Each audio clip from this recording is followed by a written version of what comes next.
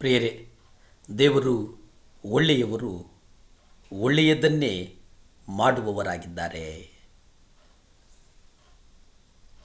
ಸತ್ಯವೇದದ ಚರಿತ್ರೆಯನ್ನು ನಾವು ಧ್ಯಾನಿಸುವಾಗ ಪಾಪ ಯಾವ ಪಂಕ್ತಿಯಲ್ಲಿ ಬಂದು ನಿಲ್ಲುತ್ತದೆ ಅನ್ನುವಂಥದ್ದನ್ನು ನಾವು ಗ್ರಹಿಸಬೇಕಾಗ್ತದೆ.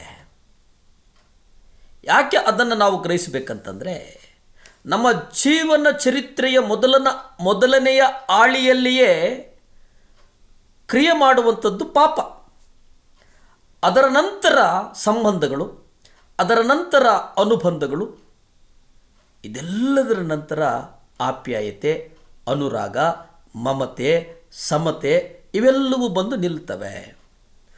ಮೊದಲನೇದು ಏನು ಅನ್ನುವುದನ್ನು ನಾವು ಗ್ರಹಿಸುವುದಾದರೆ ಅದು ಪಾಪ.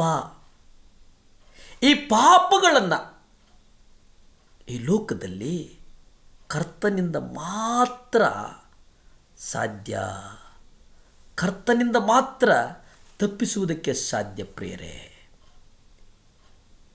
ಆತನು ಮೌನವಾಗಿ ಕುರಿಮರಿಯಾಗಿ ನಮ್ಮ ಮುಂದೆ ನಿಂತನು. ಅಂದರೆ ಆ ಕಾಲಘಟ್ಟದಲ್ಲಿ ನಮ್ಮೆಲ್ಲರ ಪಾಪಗಳಿಗಾಗಿ ಬಲಿಯಾದಂಥ ಯುಗಪುರುಷ. ಇನ್ನು ಸತ್ಯವೇದದ ದೃಷ್ಟಿಯಲ್ಲಿ ನಾವು ನೋಡುವುದಾದರೆ, ಸತ್ಯವೇದದಲ್ಲಿ ರಹಾಬಳು ಅನ್ನುವಂಥ ಒಂದು ಹೆಸರು ಬರ್ತದೆ.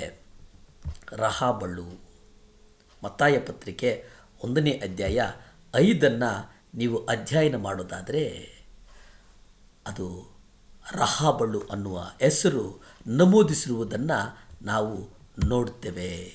ಯಾರು ಈ ರಹಾಬಳು ಅಂತ ನಾವು ಇತಿಹಾಸವನ್ನು ಅರಿತಾ ಹೋದರೆ, ಸತ್ಯವೇದದ ಇತಿಹಾಸವನ್ನು, ಆಕೆ ಸೂಳೆಯಾಗಿದ್ದಳು. ಎರಿಕೋವಿನಲ್ಲಿ ಒಂದು ಜಿಲ್ಲೆಯಲ್ಲಿ ಆಕೆ ಮನೆ ಇಟ್ಕೊಂಡಿದ್ಲು. ಆ ಮನೆಯಲ್ಲಿ ಯೆಹೋಶುವ ಪತ್ರಿಕೆ 2ನೇ ಅಧ್ಯಾಯ 1 ನಾವು ನೋಡುತ್ತೇವೆ, ಯಹೂದಿ ಮನುಷ್ಯರಾದಂಥ ಸಲ್ಮೋನನು ಈ ಅನ್ಯಳನ್ನು ಮದುವೆಯಾದನು. ಯಹೂದಿಯು ಅನ್ಯಳನ್ನು ಮದುವೆಯಾಗಿದ್ದನ್ನು ಯೇಸು ಪರಲೋಕದಿಂದ ನೋಡಿ ಈ ಪಂಕ್ತಿಯ ಮೂಲಕ ತಾನು ಬರಬೇಕೆಂದು ನಿರ್ಧರಿಸಿದನು. ಯಾಕೆ ನಿರ್ಧಾರ ಮಾಡಿದನು? ಈ ಲೋಕದ ಮೇಲಿರ್ತಕ್ಕಂಥ ಪಾಪ, ಈ ಲೋಕದ ಮೇಲಿರ್ತಕ್ಕಂಥ ಶಾಪಗಳು, ಈ ಲೋಕದ ಮೇಲಿರ್ತಕ್ಕಂಥ ಕರ್ಮಗಳು, ಇವೆಲ್ಲವನ್ನು ಜಯಿಸಲು ಕರ್ತನು ಈ ಲೋಕಕ್ಕೆ ಬಂದನು ಎಂಬುದಾಗಿ ಸತ್ಯವೇದದ ಇತಿಹಾಸಕಾರರು ನಮಗೆ ತಿಳಿಸುವವರಾಗಿದ್ದಾರೆ. ಪ್ರಿಯರೇ, ಆ ಪಾಪ ಮೊದಲನೇ ಪಂಕ್ತಿಯಲ್ಲಿ ಬಂದು ನಿಂತುಕೊಂಡಂಥ ಸಂದರ್ಭದಲ್ಲಿ ನಾವು ಏನನ್ನು ಯೋಚಿಸ್ತೇವೋ, ನಾವು ಏನನ್ನು ಮಾಡ್ತೇವೋ, ನಾವು ಹೇಗೆ ಇರ್ತೇವೋ, ನಾವು ಏನನ್ನು ಗ್ರಹಿಸ್ತೇವೋ ಇವೆಲ್ಲವೂ ಅಯೋಮಯ ಆಗ್ತದೆ ಅನ್ನುವಂಥದ್ದನ್ನು ನಾವು ಗ್ರಹಿಸಬೇಕಾಗಿದೆ.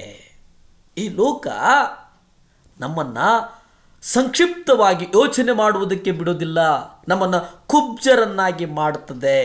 ಆದರೆ ನಮ್ಮನ್ನು ಕುಬ್ಜರನ್ನಾಗಿ ಮಾಡದೆ ಆತನು ತನ್ನ ಕದಂಬ ಬಾಹುಗಳಲ್ಲಿ ನಮ್ಮನ್ನು ಕರೆದುಕೊಂಡು, ನಮ್ಮನ್ನು ಅಪ್ಪಿಕೊಂಡು, ನಮ್ಮನ್ನು ಒಪ್ಪಿಕೊಂಡು, ನಮ್ಮನ್ನು ಪ್ರೀತಿ ಮಾಡಿದನಲ್ಲ.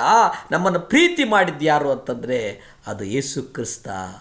ಯೆಹೋವ ಈರೇ ಅಂದರೆ ಎಲ್ಲವನ್ನ ನೋಡಿಕೊಳ್ಳುವ, ನಮ್ಮನ್ನೆಲ್ಲವನ್ನ ನೋಡಿಕೊಂಡಂಥ ಯುಗಪುರುಷ, ನಮ್ಮೆಲ್ಲರನ್ನ ನೋಡಿಕೊಂಡಂಥ ಕರುಣಾಮಯಿ, ನಮ್ಮೆಲ್ಲರನ್ನ ನೋಡಿಕೊಂಡಂಥ ಮಮತಾಮಯಿ, ನಮ್ಮೆಲ್ಲರನ್ನ ಅಪ್ಪಿಕೊಂಡಂಥ ಪ್ರೀತಿಯ ಸಾಕಾರ ಮೂರ್ತಿ ಕರ್ತನು.